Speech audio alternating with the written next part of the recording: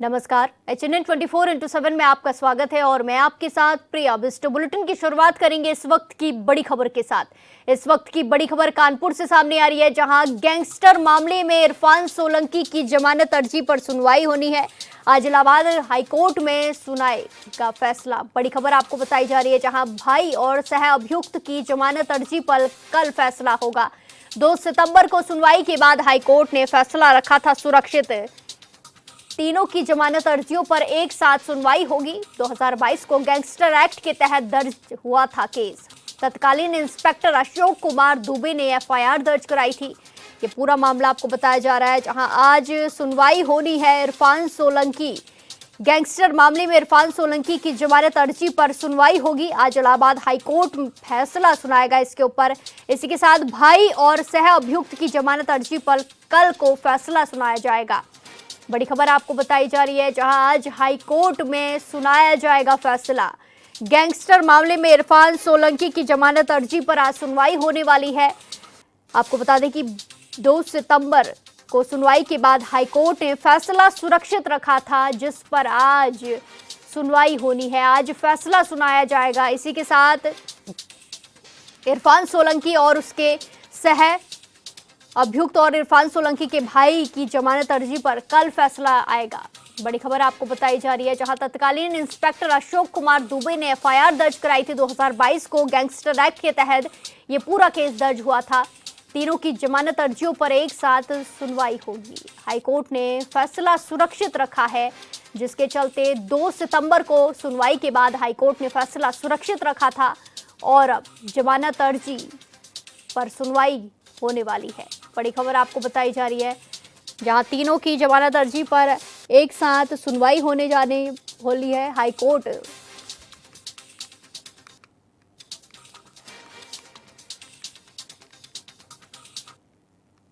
इसी के साथ खबरों में आगे बढ़ते हैं। राष्ट्रपति द्रौपदी मुर्मू वृंदावन पहुंची।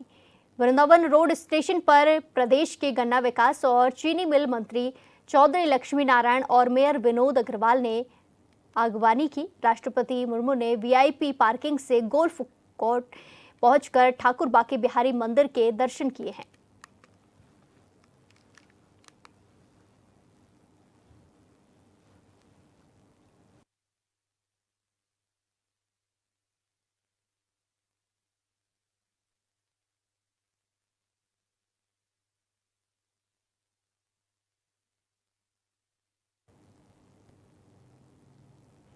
मेरठ के लिसाड़ी गेट थाना क्षेत्र में पुलिस ने तमंचा फैक्ट्री का भंडाफोड़ किया। मामले में पुलिस ने एक अभियुक्त को गिरफ्तार कर 5 बने और 5 अध बने तमंचे बरामद किए हैं।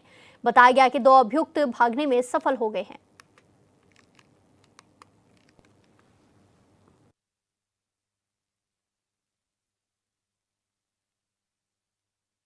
ऑपरेशन शस्त्र के अंतर्गत थाना लिसाड़ी गेट पुलिस द्वारा एक गुडवर्क किया गया है, जिसमें आमिर गार्डन के पास खंडहर में एक अवैध शस्त्र फैक्ट्री पकड़ी गई है।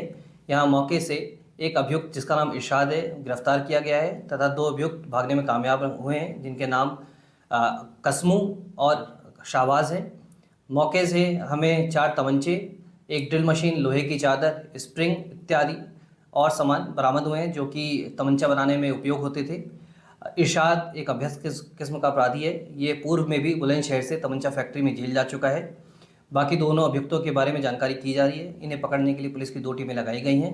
फिलहाल अभियुक्त को माननीय न्यायालय के सामने पेश कर आवश्यक विधिक कार्रवाई की जा रही है। यूपी नगर पंचायत खीरी ने स्वच्छता ही सेवा 2025 अभियान के तहत सफाई का विशेष कार्यक्रम चलाया है। कस्बे के अलग अलग वार्डों में नगर पंचायत के अधिकारी और कर्मचारी पहुंचे और सफाई व्यवस्था की। अभियान के दौरान पहले से चिन्हित गंदगी वाले स्थानों यानी कि सीटीयू को पूरी तरह से साफ कराया गया। इसके अलावा डोर टू डोर कूड़ा कलेक्शन और गीले सूखे कचरे को अलग करने के बारे में लोगों को जागरूक किया गया।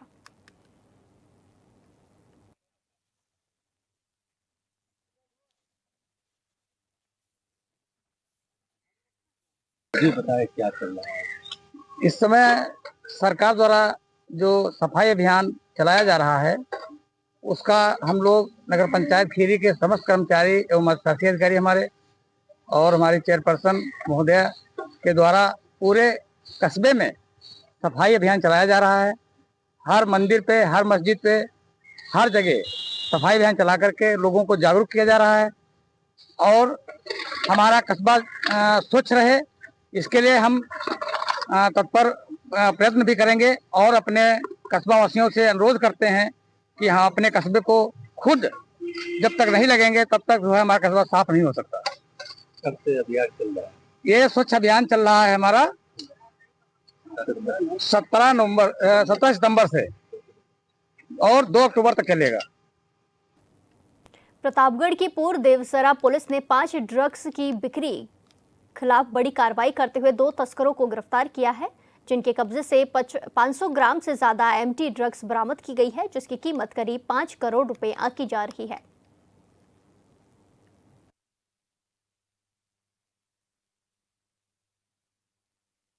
ये आज थाना आसपुर देवसरा में जो पुलिस टीम है उसके द्वारा 2 ड्रग तस्कर जो हैं उनको गिरफ्तार किया गया है। इसमें एक का नाम आशीष और दूसरा इसमें शिवम है और इन दोनों के कब्जे से जो ड्रग बरामद हुई है वो 501 ग्राम एमडी जो बरामद हुई है और ये लोकल एरिया में इसकी सप्लाई जो है वो लेके आते थे और लोकल एरिया में इसको सप्लाई करते थे। इस ड्रग की जो कीमत है मार्केट वैल्यू 5 करोड़ के लगभग है। इसमें जो एफआईआर दर्ज कर ली गई है, दोनों अभियुक्तों को गिरफ्तार किया गया है। इस गैंग में और भी लोग कितने इन्वॉल्व हैं सप्लाई चेन में, जहां से ये लेके आते थे और कहां पे सप्लाई करते थे, यहाँ पे इनके लोकल कॉन्टेक्ट्स कौन कौन है और इसकी मेन जो सप्लाई जहां से भी ये लेके आते थे उस पर भी पुलिस टीम काम कर रही है और इन्वेस्टिगेशन के दौरान उन सभी लोगों को भी हम इसमें आगे की कार्रवाई हम सुनिश्चित करेंगे जो कि इसकी सप्लाई चेन में इन्वॉल्व है। सर कितने दिनों से ये सब कारोबार ये कर रहे थे? अभी इनिशियल पूछताछ हुई है, इसमें बताया इन्होंने कि पहले भी 1-2 बार ये ड्रग जो है इन्होंने सप्लाई की है, बट वही मैं बता रहा हूँ कि इन्वेस्टिगेशन क्योंकि इसमें अभी चल रही है और इनके सारी डिटेल्स कुछ डिटेल्स हमें मिली भी हैं, उन सबको हम आइडेंटिफाई करेंगे और उनके विरुद्ध भी हम कार्रवाई सुनिश्चित करेंगे।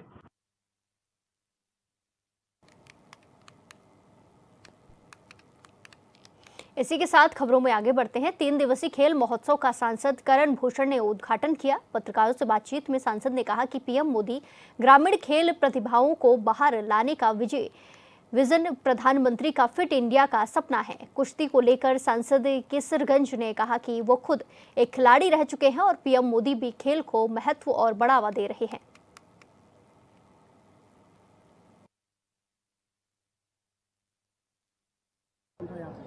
आज सांसद खेल महोत्सव 2025 का आगाज़ हुआ।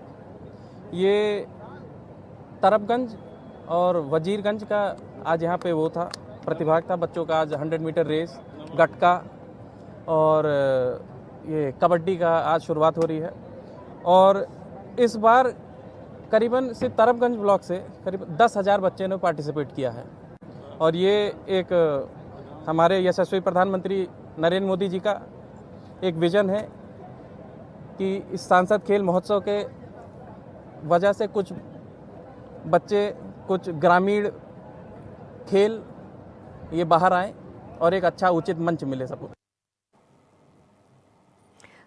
गिरिडीह में पुलिस प्रशासन की ओर से आपका मोबाइल फिर से आपका कार्यक्रम का आयोजन किया गया। इस दौरान जिले के विभिन्न थानों में मोबाइल गुमशुदगी, चोरी और स्नैचिंग की शिकायत दर्ज कराने वाले लोगों में से 113 पीड़ितों को उनके मोबाइल वापस किए गए हैं। कार्यक्रम के दौरान पुलिस पदाधिकारियों ने लोगों से कहा कि वो जागरूक बने और किसी भी प्रकार की गुमशुदगी या चोरी की घटना होने पर तुरंत नजदीकी थाने में अपनी शिकायत दर्ज कराएं। हो जाता है तो फिर काफ़ी दिक्कत होती है। तो हम लोगों ने ये प्रयास किया था और ये पिछले 15 दिनों से हमने ये प्रयास करके ये कोशिश किया कि हमारे टारगेट दिया था पूरे जिला में कि 100 से ज़्यादा लोगों का मोबाइल जो भी है मिसिंग का हम लोगों ने कंप्लेन मंगाया और उससे 110 मोबाइल करीब हम लोगों ने रिकवर कर पाया है और वो आज उनको फिजिकली रूप से उनको दे दिया जाए। उपायुक्त महोदय के हाथों से हम लोग यहाँ पे हम लोग सामूहिक रूप से आपके बीच में मोबाइल फिर से कार्यक्रम में उपस्थित साथ और जिले के तमाम बड़े पदाधिकारी और इनका मोबाइल खो गया था और जो लोगों का वापस मिला है उनको मिलने वाला बहुत ही लक्की जो आप हैं। आपका इस कार्यक्रम में स्वागत है। आप देखिए कि आज की डेट में मोबाइल महत्वपूर्ण तो हो गया, लेकिन बहुत सारी उसमें जैसे हम लोग लापरवाही की वजह से कहीं चले जाते हैं, तो उसमें आपकी बहुत सारी व्यक्तिगत जानकारियाँ रहती हैं। मेन समस्या मोबाइल की नहीं है, मोबाइल से ज़्यादा इम्पोर्टेंट है उसमें व्यक्तिगत सूचना रहना।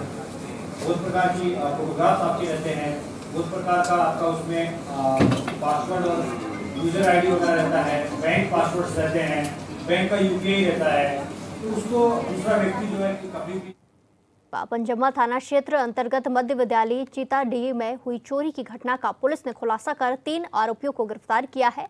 इनके पास से लाखों रुपए का चोरी का सामान भी बरामद किया गया है। घटना 17 सितंबर की रात की है, जब अज्ञात चोरों ने स्कूल का गेट तोड़कर चोरी की वारदात को अंजाम दिया था। सितंबर में रात में पंजम्मा थाना क्षेत्र में मध्य विद्यालय चैताडी है, वहाँ पे चोर के द्वारा वहाँ का ताला तोड़ करके और लैपटॉप, डेस्कटॉप, वहाँ का जो भी सीपीयू और जो भी सामान थे वहाँ से चुरा लेने के संबंध में मामला आया था, और इसको लेकर के इंस्पेक्टर मंटू कुमार, नवप्रोन्नत पुलिस उपाधीक्षक हैं अभी मंटू कुमार, उनके नेतृत्व में एक टीम बनाया गया था। और उसके बाद ये टेक्निकल इनपुट और ह्यूमन इनपुट के आधार पे 3 संदिग्ध व्यक्ति थे जिनके यहाँ छापामारी किया गया। मोहम्मद रब्बान अंसारी, मोहम्मद शाबिर उर्फ छोटू और मोहम्मद तनवीर, और ये तीनों लोगों के द्वारा स्वीकार किया गया। और उसके बाद जो सामान थी उसकी बरामदगी की गई, जिसमें desktop computer 11 piece, CPU 8 piece, stand fan 2 piece और बाकी जो भी अन्य सामान थे, प्रिंटर वगैरह, ये सारा सामान की बरामदगी की गई है। जो भी सामान चुराया गया था, सारा सामान की बरामदगी इसमें कर ली गई। इसी के साथ खबरों में आगे बढ़ते हैं। रांची में सीएम हेमंत सोरेन से बोकारो के आईजी सुनील भास्कर ने मुलाकात की। उन्होंने कांके रोड रांची स्थित मुख्यमंत्री आवास कार्यालय में ये शिष्टाचार भेंट की है, जहां दोनों के बीच कई विषयों पर खास चर्चा हुई।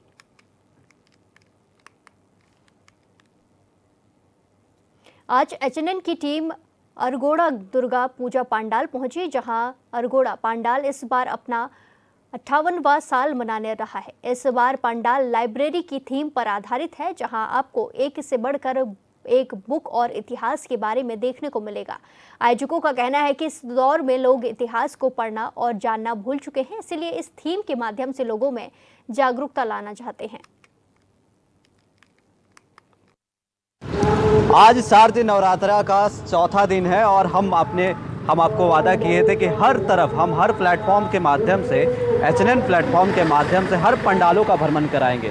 रांची में आपने कई तरह के पंडाल देखे, कोई थीम के आधारित है, कोई अलग अलग भव्यता पे आधारित है, लेकिन हम एक आज उस जगह पर आए हैं, रांची के अरगोड़ा, मतलब वीआईपी इलाकों में से एक प्रमुख इलाका, जहाँ पर एक अनोखा पंडाल बनाया जा रहा। हम सीधे तौर पे आपको तस्वीर दिखाएंगे, जहाँ पर आप तस्वीर के माध्यम से देख रहे होंगे कि जितने भी पुस्तकें हैं, जो हम किताबों की दुनिया में जो चीज़ सीखते आ रहे हैं, जो इतिहास के बारे में जो सीखते आ रहे हैं, वो सारी चीज़ों को दर्शाया गया है। ये पंडाल अपने आप में एक अद्भुत, अलौकिक और अनोखा है, क्योंकि आप देखिए ना कि क्या क्या किताबों का जिक्र नहीं किया, भगवत कथा, भगवत गीत, हर चीज़ का जिक्र किया गया है। साथ ही साथ भीमराव अंबेडकर का, चाहे आप शिबू सोरेन की बात कर ले, चाहे आप भारत का संविधान के बारे में बात कर ले, हर तरफ आपको दिखेंगे कुछ ना कुछ। जो हम दुकानें जाते हैं, तरह तरह की किताबें लेते हैं कि हमें इस चीज़ को पढ़ाई करना है, लेकिन वही चीज़ को दर्शाया गया है इस पंडाल को। पंडाल आपने बहुत सारे देखे होंगे, लेकिन ये पंडाल बहुत अलग है, औरों पंडाल में से बहुत अलग है, क्योंकि अरगोड़ा करीब 58 सालों से पूजा करते आ रही है और हमेशा हर साल में कुछ ना कुछ अलग करते आ रही है। हम सीधा जुड़ेंगे आयोजक से। सर, लगभग 58 साल हो गए हैं, उससे भी अधिक हो गए हैं। अरगोड़ा पंडाल अपने आप में बहुत अद्भुत है, अलग अलग संदेश देते आ रही है, इस बार बहुत बेहद अलग है। सबसे पहले जितने भी आपका दर्शक हैं जो देख रहे हैं, उनको दुर्गा पूजा के अग्रिम बधाई देते हैं। और जहाँ तक रहा पंडाल की बात, इस बार कुछ अलग हम लोग हट के कुछ पंडाल बनाने का काम किए हैं। जो कि आप देख रहे हैं यहाँ पर लाइब्रेरी के रूप में आज पंडाल हम लोग तैयार कर किए जा रहे हैं। ये लाइब्रेरी में जितने भी ग्रंथ हैं, हिंदू पुराण में जितने भी ग्रंथ हैं, सब ग्रंथ को दर्शाया गया। संविधान है, विज्ञान है और आध्यात्म में जितने भी ग्रंथ लिखे हैं, बड़ा बड़ा ऋषि मुनियों, वेद व्यास, ये सब जितना भी लिखा हुआ है सब इसमें दर्शाया गया है। इसी का अंदर माँ विराजमान होगी। इसलिए किया गया है कि धीरे धीरे लोग ग्रंथ को भूलते जा रहे हैं, धीरे धीरे लोग पढ़ाई लिखाई को भूलते जा रहे हैं। लैपटॉप और मोबाइल में ये संदेश से लेकर आप ये दृश्य को दर्शा रहे हैं। हाँ, ये दृश्य को दर्शा रहे हैं। इसके अंदर आप प्रवेश करिएगा तो अलौकिक बहुत सुंदर आपको अंदर का नज़ारा मिलेगा, जो कि अलग हट के मिलेगा, जहाँ माँ विराजमान रहेगी। ये कार्यक्रम हम लोग 1967 से कर रहे हैं, लगातार यहाँ पर होते रहा है। और पंडाल तो पंडाल है, लेकिन साथ ही साथ हम लोग 10वीं के दिन भव्यता के साथ रावण दहन का कार्यक्रम होता है, जो कि यहाँ के जो राज्य के मुख्यमंत्री है वो मुख्य अतिथि के रूप में हम लोग को रहते हैं। और विशेष रूप से वहाँ पर हम लोग आतिशबाजी का आकर्षक लुक रहता है, जो कि आतिशबाजी पूरा मतलब जितना भी दर्शक लोग रहते हैं वो पूरा आकर्षक मन से आतिशबाजी देखते हैं। खुलेगा इनका पट कल खुलने वाला है। कल खुल जाएगा। आप देखें कि आयोजकों का जो कहना है वो साफ तौर पे दर्शा रहे हैं कि जो लोग आज के जनरेशन में जिस तरह बढ़ता दौर में लोग चीज़ों को भूलते आ रहे हैं, जो हमारे इतिहास के पन्नों को जो भूलते आ रहे हैं, साफ तौर से यहाँ पर दर्शाने की कोशिश की जा रही है। और कहा भी क्यों ना आ जाए, क्योंकि जिस तरह से जनरेशन आगे बढ़ रहा है, जिस तरह से समय आगे बढ़ रहा है, लोग वेस्टर्न कल्चर को ज़्यादा फॉलो कर रहे हैं। लेकिन साथ ही साथ इस पंडाल का संदेश यही है कि आप शिक्षित रहिए, सब चीज़ को फॉलो कीजिए, वेस्टर्न भी फॉलो कीजिए, लेकिन अपने ग्रंथों को, अपने इतिहास को कभी मत भूलिएगा। इसलिए तो हम बताते हैं कि त्यौहार बहुत कुछ जोड़ता है हम सबों को। त्यौहार मोहब्बत को जोड़ता है, लोगों को जोड़ता है और संदेश काफ़ी सारा चीज़ों को देखता है। आपने देखा कि रांची में प्रमुख कोई बच्चे के आधारित पे पंडाल बनाए गए, कोई अलग रूप में पंडाल बनाए गए, लेकिन यह पंडाल बेहद ही अलग है। हर संविधान को दिखाया गया, हर मंत्र को दिखाया गया, हर धर्म पुराण को दिखाया गया। और इसलिए तो कहते हैं कि एक बार फिर से हम तस्वीर आपको दिखा दे रहे हैं कि ये पंडाल कितनी खूबसूरत है, कितनी अलौकिक पंडाल का निर्माण किया गया है। आप अंदर जाएंगे तो माँ का तो दर्शन होगा, लेकिन साथ साथ बहुत सारी संविधान, बहुत सारे इतिहास जितने भी हमारे रहे हैं वो सभी को दर्शाया गया है। इसलिए यह पंडाल बेहद ही अलग है, बेहद ही आकर्षण है, श्रद्धालु और भक्तों को बेहद ही पसंद आएगा। और भी हम प्लेटफॉर्म में आपको दिखाएंगे चीज़ों को, किस तरह आगे किस तरह का पूरा पंडाल भ्रमण में निकले हैं तो हम ज़रूर दिखाएंगे। तब तक बने रहिएगा सहयोगी संतोष के साथ। HNN के लिए मैं विक्की वर्मा। इस बुलेटिन में फिलहाल के लिए इतना ही। बाकी तमाम खबरों के लिए देखते रहिए HNN 24/7। नमस्कार।